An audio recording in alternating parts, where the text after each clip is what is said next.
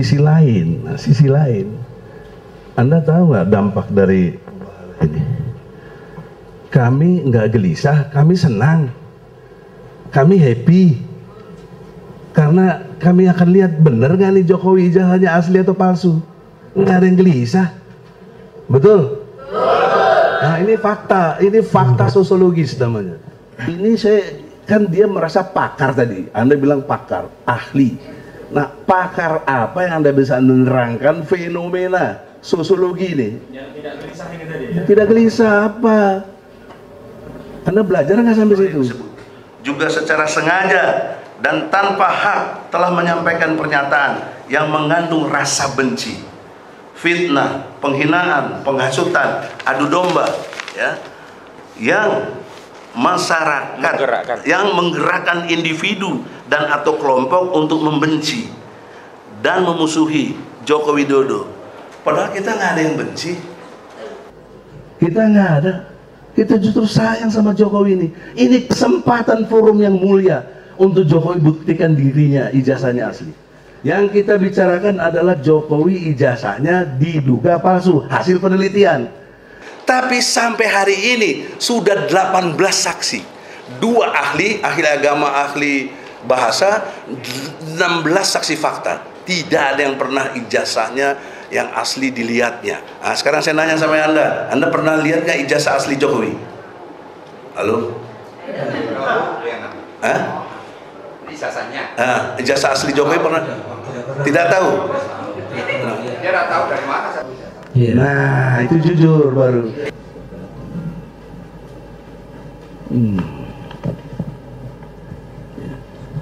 Terima kasih Yang Mulia.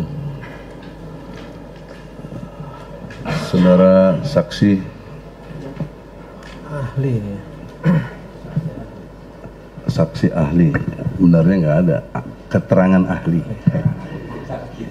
Keterangan ahli, boleh tahu lulusannya mana? Tadi saya dengar Trisakti ngajar, tapi lulusnya dari mana? Ya? Sudah tadi sudah saya bacakan iya, tadi. Katakanlah terlewat tidak mendengar. Ya, mau dijawab aja dijawab. Nih, alumni mana dulu? Tadi S1, S2, S3-nya double dia, dua kuliah di sosiologi juga di hukum ya, kalau nggak salah tadi ya. Iya, maksudnya kampusnya yang mana? Yeah. Yang pertama di antropologi budaya Universitas Gadjah Mada, S1-nya, S2-nya Magister Sosiologi, Magister Sosial Ilmu FISIP UI. Yang ketiga Doktor Kajian Kebijakan Publik FISIP UI. Kemudian di hukumnya S1-nya Fakultas Hukum Universitas Satya Agama Jakarta, S2-nya Fakultas Hukum Universitas Trisakti, dan S3-nya Doktor Hukum Trisakti. Terima kasih Yang Mulia. Luar biasa, hebat kampus-kampusnya juga ya. Tapi saya juga punya pengetahuan sedikit lah tentang sosiologi, karena tahun 90 saya masuk program sosiologi di Technische Universität Berlin ya, Jerman. Jadi jago-jago sosiologi kita ngerti lah. Saudara saksi, dalam pendekatan ilmiah ada 2 elemen penting kategori itu disebut ilmiah. Mungkin kita samakan dulu persepsinya, sehingga pembicaraan kita ini betul-betul bersaksi sesuai yang Anda bilang dalam sumpah, sebenar-benarnya, sebaik-baiknya sesuai pengetahuan. Nah, pertanyaan saya, apa 2 elemen penting dalam kategori kegiatan ilmiah? Saya jawab, Ya. Bu, ya. Kategori ilmiah itu, ya, ini karena Yang keras sedikit. mulia karena Bapak, ya Bapak ya rekan, jadi menanyakan. Nah, pengertian ilmiah itu satu ya tentu itu objektif, gitu kan, namanya objektif. Objektif. Tadi kalau filsafatnya tadi udah jelasin, jadi objektif. Yang kedua itu bisa ada buktikan, bisa dibuktikan. Kalau bahasa ini diverifikasi. Nah, jadi untuk menyatakan karena kebenaran kan, intinya kan gitu Pak. Jadi sepanjang itu objektif, sederhananya objektif, nah itu bisa dibuktikan, itu sudah cukup itu. Ada yang lainnya, misal diobservasi itu sifatnya empiris, itu sifatnya, itu banyak itu ambil-ambil ininya. Tapi dalam pengetahuan yang saya terima, yang saya dapat, itu lebih ke itu saja, lebih tambah mudah. Karena nanti kalau kita bicara teori, banyak sekali teori. Ya, dijawab aja yang ditanya aja. Nah, metode saja. Ya, tadi metode ilmiah tadi. Ya, persepsi saya itu tindakan berpikir ilmiah, objektif, sistematis, dan juga kemudian toleran, jujur, benar, adil. Yang saya maksud elemen ilmiah itu dua, yang saya maksud adalah metode dan yang kedua istilah. Karena semua begitu, mulai kita belajar, kaji metodenya apa, kemudian istilah-istilah apa yang dipakai. Nah, di sini dikaitkan dengan metode, saya melihat Anda bisa dari deduktif ke induktif. Nah, saya mencoba dari induktif ke deduktif dan membangun istilah-istilah. Nah, dalam keterangan Anda sudah meyakini dengan pendekatan ilmu sosiologi tadi caranya objektif. Tapi dalam paparan Anda tidak objektif. Di mana tidak objektifnya? Satu, apa yang ditanyakan jaksa tadi soal dampak, gitu, bisa menimbulkan keonaran, keresahan, istilahnya sampai ada tingkatannya tadi kita mendengar semuanya, sampai kepada anarkis juga. Ya, anomi yang paling tinggi, chaos itu. Nah, sisi lain, Anda tahu nggak dampak dari ini? Kami nggak gelisah, kami senang, kami happy, karena kami akan lihat bener nggak nih Jokowi ijazahnya asli atau palsu. Nggak ada yang gelisah, betul? Nah, ini fakta sosiologis namanya. Kumpulan individu-individu. Kenapa Anda cuma satu pihak timbul kegelisahan? Enggak, kita happy kok. Karena kalau ini terbukti, itu punya baru yang disebut dengan akibat hukum. Nah, itu istilah ya, dan metodenya udah berbeda kita. Tapi Anda di sini, menurut istilah saya, Anda melakukan penyelundupan sosiologi, ya. Jadi ada yang diselundupkan oleh Anda, nggak diterangkan secara ilmiah tadi. Maka oleh karena itu, bagaimana Anda memandang, pertanyaan saya, orang-orang yang seperti ini, mereka datang ke sini tanpa dikasih ongkos, tanpa dibiayai dari berbagai macam daerah, bukan cuma Solo aja nih, banyak. Ya. Sebentar. Nah, Tolong ke Pak Penasihat Hukum, pertanyaan. Ya, maksud saya begini, Pak. Ini fakta sosiologis, secara individu datang ke sini dengan penuh sukarela. Bukan dengan kegelisahan. Bagaimana menerangkan ilmu tadi kepada mereka ini dan saya di sini semuanya? Ada ilmunya. Yang ditanyakan apa yang ditanyakan? Ya itu tadi, apa ilmu Anda menjelaskan istilah-istilah apa yang Anda bisa terangkan kalau ini tidak ada kaitan dengan kegelisahan. Justru happy kita ke sini. Ya. Bahkan tanpa disadari polisi, jaksa, hakim mestinya happy. Kenapa? Karena dapat kerjaan ada kayak begini. Kalau nggak dapat kerjaan, kau juga. Ya, ini soal happy. Jangan dibantah-bantah tadi. Ini karena ahli, silakan dijelaskan menurut keahlian saudara. Sesuai keahlian. Kita juga ahli lah. Tadi kan oleh karena itu, yang mulia, mohon dengan hormat yang mulia, mulia nanti menjembatani aja menilai. Ini saya kan dia merasa pakar tadi. Anda bilang pakar, ahli. Nah, pakar apa yang Anda bisa menerangkan fenomena sosiologi ini? Yang tidak gelisah ini tadi ya? Tidak gelisah apa? Anda belajar nggak sampai situ? Silakan, kalau nggak bisa jawab dijawab, kalau nggak bisa jawab nggak apa-apa, nggak dipaksakan. Lanjut lagi yang lain. Nah, biar ditanya yang lain. Oke. Kalau bisa dijawab, kalau enggak, kalau saudara tidak mau menjawab, ya itu hak saudara. Oke. Baik yang mulia, karena ini apa sharing ilmu, saya anggap sharing ilmu. Iya, Jadi ilmu itu tidak absolut, pasti ada kekurangan. Nah, berarti pendapat Anda tidak absolut. Iya nggak absolut. Ya makanya ada sisi lain. Maka saya ingin tanya satu aja Pak. Sebentar, biar ahli menjelaskan dulu pertanyaannya. Jadi nanti mengenai kebenaran apa hak beliau hakim. Saya kan hanya menyampaikan menurut ilmu yang saya baca. Nanti kalau memang ada, silakan aja panggil yang lain. Panggil aja yang lain. Nanti berpendapat Saya yang nggak nanya yang lain. Yang saya tanya, Enggak. Brother Trubus, saya Iya, tanya, Brother, bagaimana iya, Anda kita sama dengan brother. pendekatan metodenya Oke, silakan dan dijawab istilahnya sesuai apa dalam sosiologi? sesuai kewajiban saudara sebagai ahli di sini, nggih. Ya. Ya jelaskan. Kalau memang Saya tidak tanya. bisa dijawab, nggak usah dijawab. Terserah Anda. Nggih. Ini bukan forum debat. Saya sekali lagi ingatkan, ini bukan forum debat. Ini kita mencari masing-masing mencari kebenaran. Nanti ada bandingannya, silakan nanti kalau jadikan aksi yang lain, saksi ahli yang lain monggo. Tapi sekarang Anda yang ditanya. Sekarang Anda di sini, Anda yang ditanya. Sepanjang pengetahuan Anda bisa dijawab, silakan dijawab. Nggih. Inti-intinya aja, biar nggak usah melebar kemana-mana. Nggak apa bro, kalau nggak Nggih. jawab itu sudah kita Nggih. lanjut yang lain. Nggih. Tadi yang mulia sudah saya jelaskan tadi ya. Sudah Itu tidak menjawab. Anda menerangkan yang bukan saya tanya. Yang saya tanya, biar fokus. Metode apa Anda gunakan dan istilah apa yang Anda bisa sebut tentang fenomena sosiologi yang tidak gelisah, tapi malah happy kita. Ingin tahu. Tadi Anda sendiri bilang kepo. Waktu saksi-saksi lain kemarin saya bilang kepo. Bukan ada gelisah.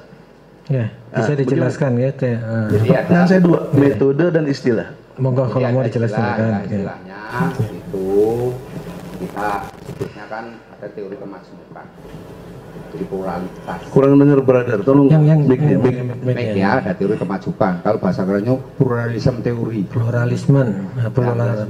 Jadi orang itu dalam masyarakat itu ada yang istilahnya bahasa keren, ada yang berpendapat berbeda, ada yang punya pendapat, itu masing-masing. Konteksnya adalah kalau kaitan dengan sosiologi hukum, yaitu kalau ada kaitannya dengan hukum. Kalau tidak ya sudah itu merupakan hal yang sifatnya aspirasi. Makanya saya dikatakan tadi, apakah itu yang disampaikan dalam itu langsung melanggar hukum? Tidak. Sekarang itu kan ada prosesnya dulu. Ada kritik sosial, itu ungkapan yang kemudian menjadi kritik sosial. Itu bertahap, pemahamannya bertahap sampai kepada ada kalimat-kalimat yang kemudian itu sebagai Oke, itu ya bahwa mengenai kepakaran mengenai apa kita nggak usah ini, karena kalau pakar saya udah itu urusannya sertifikasi dosen itu kementerian punya mana ya. Ya, tapi diuji Jadi kami yang menilai, nanti kami yang menilai. sebagai saksi. Oke, kami yang menilai. Keterangan. Pengantar hakim sudah jelas, yang dilihat pendapat Anda. Nah, saya mau tahu pendapat Anda. Ya itu pendapat saya sudah. Ya, Belum udah, menjawab. betul, Anda nggak jawab pendapatnya. metodenya apa, Anda nggak jawab istilahnya apa. Enggak, yang ditanya tadi metode dan istilahnya yang ditanya. Bisa dijawab. Terhadap orang yang happy, nggak gelisah. Tadi kan kegelisahan, menimbulkan kegelisahan. Nah, sekarang yang ditanya kebalikannya. Ada yang tidak gelisah, ada yang happy dan tidak gelisah. Nah, teori apa dan istilah apa yang bisa metode apa yang bisa saudara sampaikan di sini? Itu intinya dua aja, metode dan istilah. Ya. Jadi yang pertama kan tadi saya sebutkan teori. Teorinya kan teori pluralisme teori tadi. Jadi dalam masyarakat itu tidak sama, semua harus sama, seragam. Ada perbedaan-perbedaan. Jadi itu dalam sosiologi. Nah, metode apa yang bisa disampaikan? Itu adalah metode sebenarnya kepada ini apa? Kalau bahasa sosiologinya itu ini saya mau menerjemahkan supaya sederhana dipahami orang, kalau enggak nanti terlalu ilmu saintis. Jelasin aja. Oke, silakan. ya. Jelasin aja. Tolong penonton tenang ya. Jadi metode yang digunakan itu adalah metode keilmuan yang mendasarkan pada faktanya itu. Fakta yang diyakini oleh seorang ahli, seorang pakar berdasarkan keilmuan yang dipelajari selama ini. Itu bukan metode. Nah, udahlah. Beda, nggak apa-apa lah. Ya, jadi saya lanjut itu menurut Pak Sasi itu ya. Kalau Silakan berdasarkan dikategorikan. fakta tuh namanya observasi, bukan metode. Gimana sih? Ya, itu kan perbedaan Oke, pendapat. istilahnya apa? Istilahnya, Oke, istilahnya apa? Istilah belum dijawab, istilah. Apa? Istilah tadi kan ada dua pertanyaan, metode dan istilah yang Tadi kan digunakan. istilahnya kan istilahnya kan majemuk. Kemajemukan. Itu teori pluralisme, nggak ada kaitan dengan ini. Pluralisme itu kemajemukan. Ya, ya kan majemuk. Nah, majemuk itu pertanyaannya, oke, saya ikuti logika Anda. Kalau Anda ngerti ada pluralisme, kemajemukan, kenapa Anda stereotip satu saja yang disebut dampak negatif? Kenapa? Kenapa nggak disebut ada pluralisme? Sebentar, ya, saya jelaskan. Oh, saya juga punya ukuran hukum. Oke. Nah, Anda tadi bisa menerangkan yang disebut dengan onar kegelisahan, meningkat menjadi kacau, meningkat jadi anarkis, meningkat jadi anomi. Nah, belum lagi sampai chaos itu. Saya juga bisa menerangkan tingkat kesenangan mereka secara fakta sosiologi, mereka adanya simpati dengan ini, sehingga ikut prihatin menghadiri sidang ini. Yang kedua, meningkat jadi empati.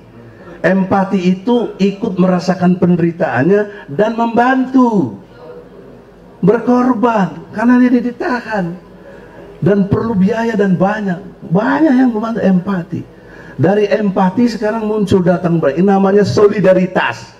Saya bisa berteori yang beda dengan Anda tadi. Kenapa Anda nggak sebut ini? Seolah-olah Hakim Dasma terpengaruh. Benar teori Anda. Nah itu oke lah. Kalau kita beda banget ya sudah. Tapi begitulah. Kita diuji pendapat kita kan. Ya, tapi yang saya uraikan fakta. Sementara itu nggak kejadian.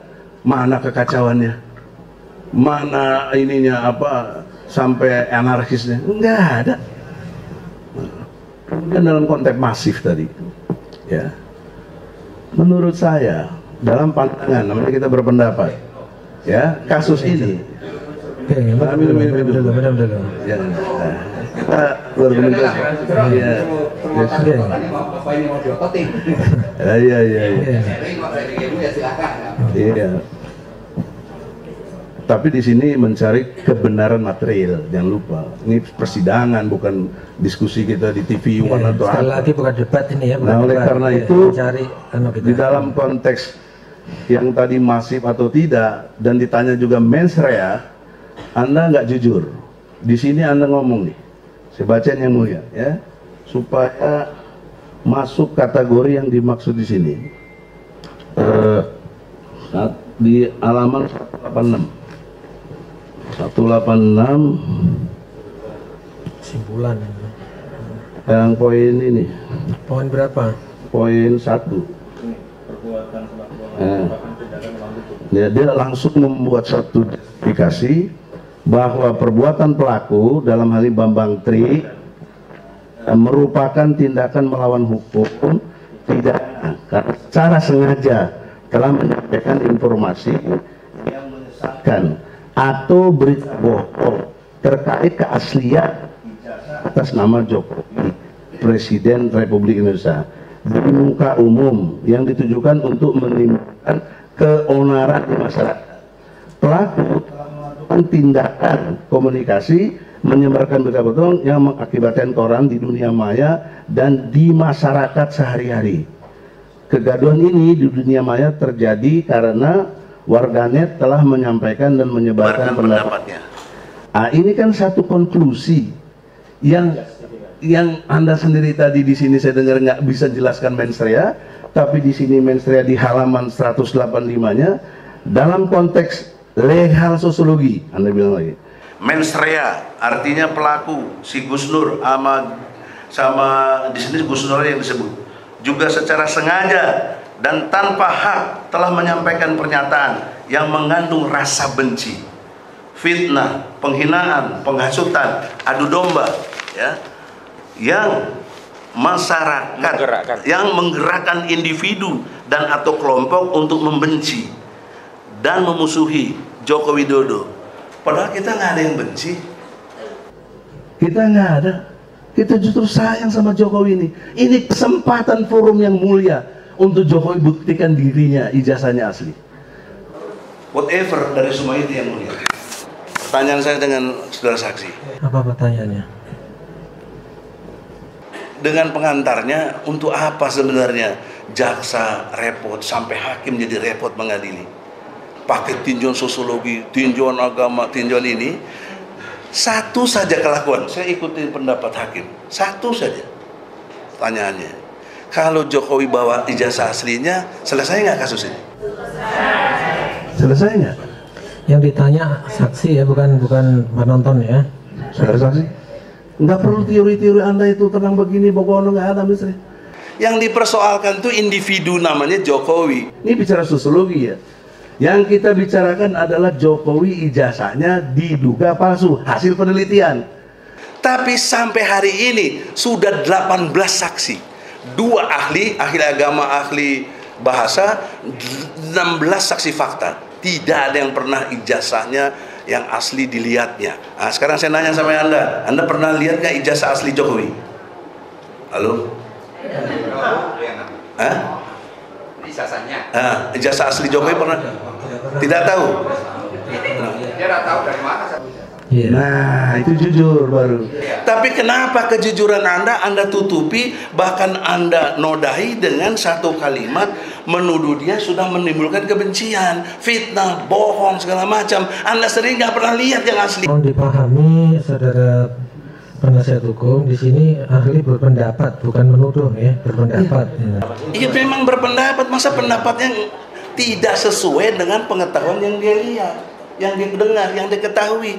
Dia tidak mengetahui, dia tidak pernah lihat ijazah asli. Kenapa berpendapat menyalahkan ini? Bohong dong.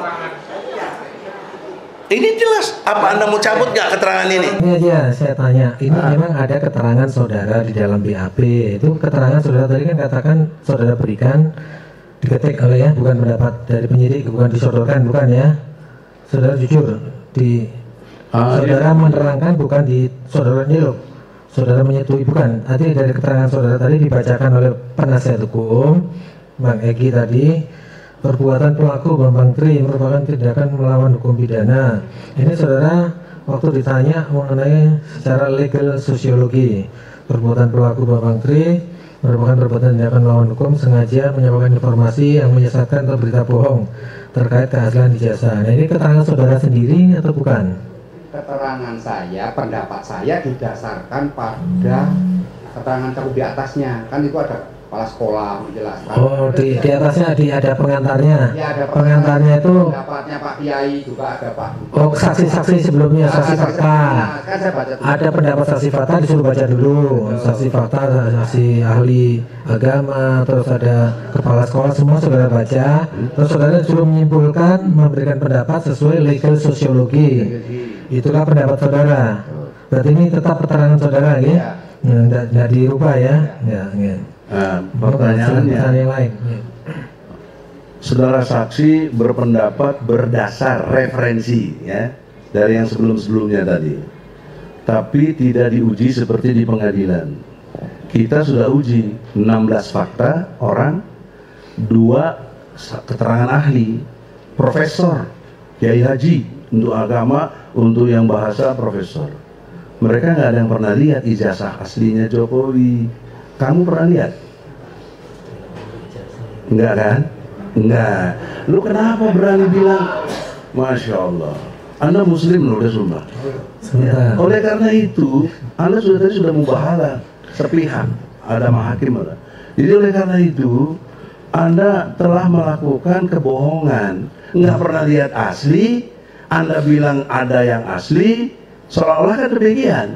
Ini palsu. Bagaimana Anda menjawab pendapat apa? Silakan, kalau nggak menjawab juga nggak apa-apa. Ini yang mulia. Ini menyangkut pertanyaan soal ijazah palsu. Ijazah palsunya. Kalau ijazah palsu itu kita, karena saya ini kan pendapat ahli, bukan pendapat saksi fakta. Iya. Jadi harus dipahami dulu. Jadi saya punya ahli. Ya, ahli juga nggak boleh sembarangan, harus sesuai fakta. Biar menerangkan dulu, biar ahli menerangkan dulu. Biar menerangkan dulu. Oke. Enggak. Jadi itu berdasarkan pendapat yang terus saya berpendapat kan gitu, Bapak.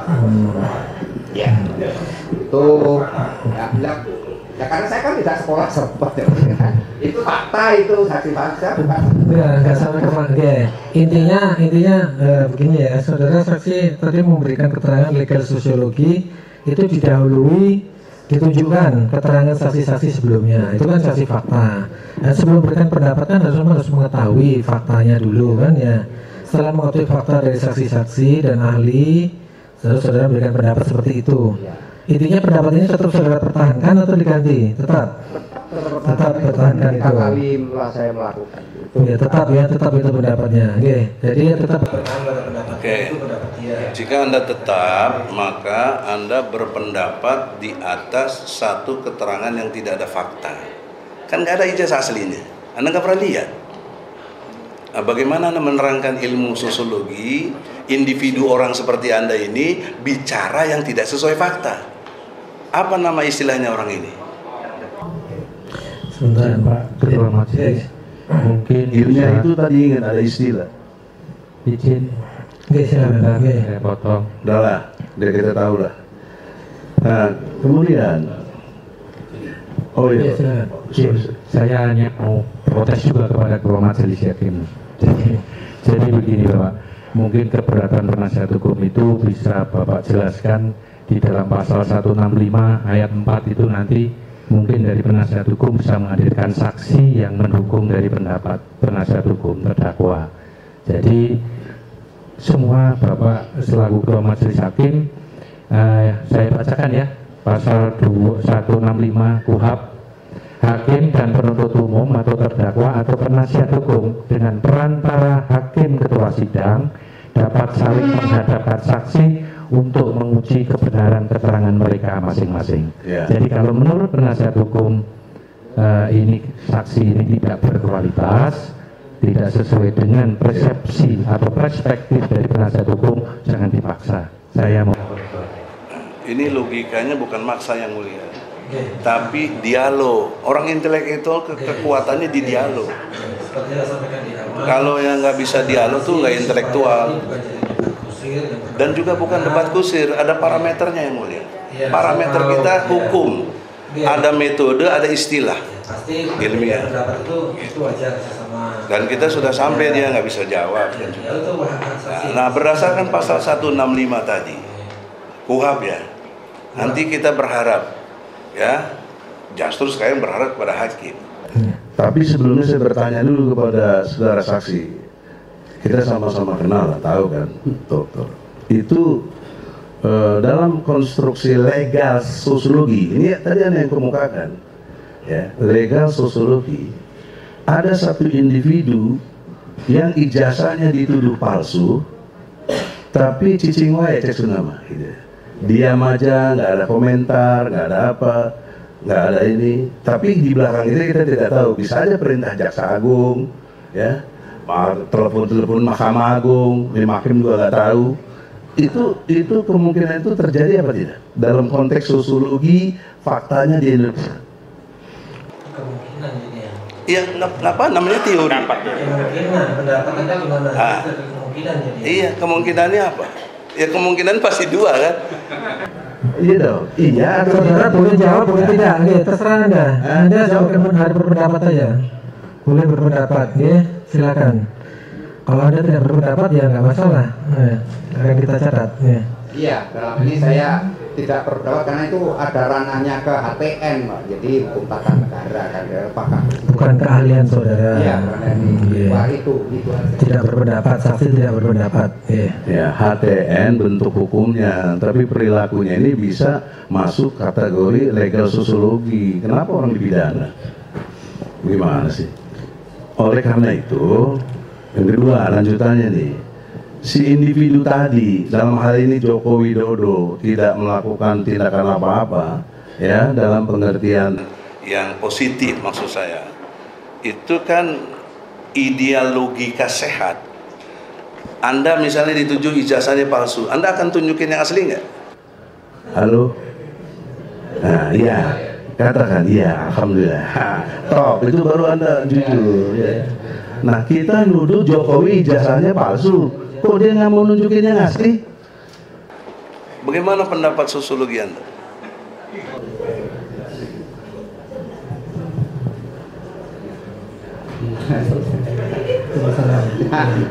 Oh, nggak dijawab, kalau nggak bisa nggak usah dijawab, nggak apa-apa.